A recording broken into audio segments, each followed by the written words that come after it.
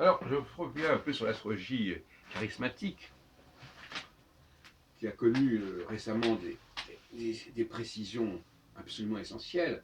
Nous étions partis sur une voie virtuelle en suivant Steiner, mais nous sommes aperçus de l'erreur commise. Il est évident que le système de 7 ans en 7 ans est un système tout à fait grossier. Il s'agit d'un phénomène saturnien. Et Saturne n'a pas une. On ne divise pas le cycle de Saturne en 4 fois 7 ans. C'est une approximation. Or, justement, le problème, c'est qu'à un moment donné, il faut revenir à la source. On ne peut pas se contenter d'approximation. On ne peut pas créer une astrologie fondée sur une numérologie basique. Non, il faut, à un moment donné, retrouver la source du système. Et donc, à ce moment-là, on a Saturne qui est à tel degré à la naissance.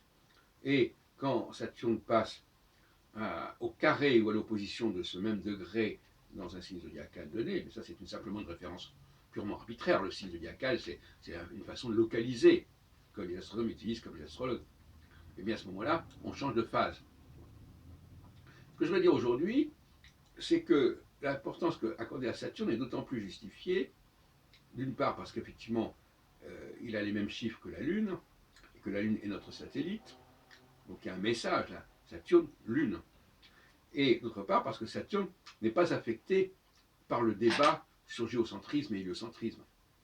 Autant Soleil, Mercure et Vénus le sont, autant Saturne, lui, de toute façon, sa position, elle est toujours la même, quelque chose. Donc c'est pour ça que je crois qu'on a raison de dire de penser qu'on ne doit pas en astrologie utiliser Soleil, Mercure et Vénus, ce qui est à mon avis d'ailleurs la conclusion qu'on peut tirer de travaux de Gauquelin.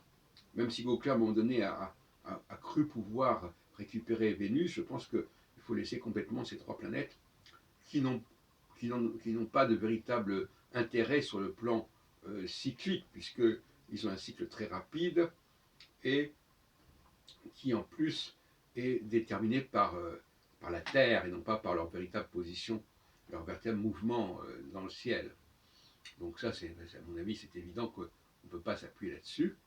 Donc on est vraiment sur une astrologie saturnienne, et je renvoie à un de mes ouvrages qui s'appelait L'astrologie selon Saturne, qui est paru il y a 25 ans.